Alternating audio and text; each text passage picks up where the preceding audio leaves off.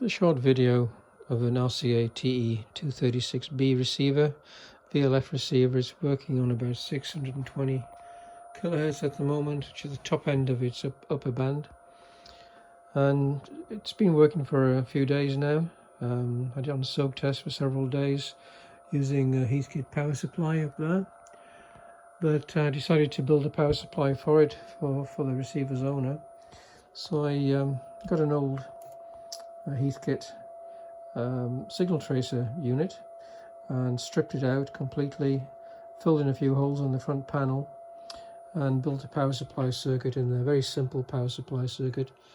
Power transformer is a Hammond power transformer with a 130 volt HT secondary and a 6.3 volt low tension for the heaters. An old Hammond choke, 10 Henry choke, rated at 65 milliamps. A JJ dual 32 microfarad capacitor smoothing. It's got a 1N4007s under the chassis as a bridge rectifier for the HT supply. This is a 150 milliamp fuse, which is fine for the HT supply. The receiver only draws about 40 to 45 milliamps, and this transformer is capable of supplying 140 milliamps, so 150 milliamp fuse is fine for that. The only thing on the front panel is an on-off switch, indicator light, and a mains fuse. And that's really it for the power supply. I used the old chassis that was in here and just stripped all the components off it.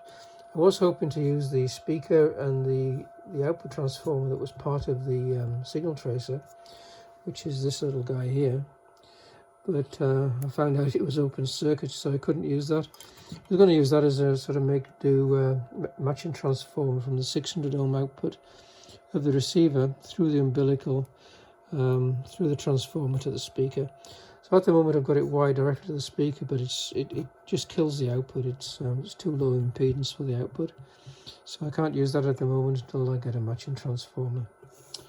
But the power goes out of the power supply on this grey umbilical cord, six-way umbilical cord, through a couple of Cinch connectors, and this one will be attached to the chassis. It's just wired onto this sort of array of screw connectors on the side of the receiver.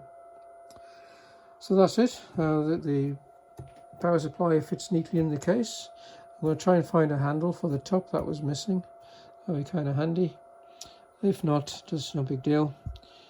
I'll just fill it with a couple of screws or something. There we go. Nice simple power supply, and it seems to be doing the job. With the output loaded, the hum level is pretty low. It's almost unaudible. But if you haven't got 600 ohms on the output, you can hear quite a bit of hum on this little computer speaker, which I've got just connected across there to amplify the output until I find a matching transformer. So there we go. RCA TE-236B and a Homebrew power supply in an old Heathkit signal tracer box.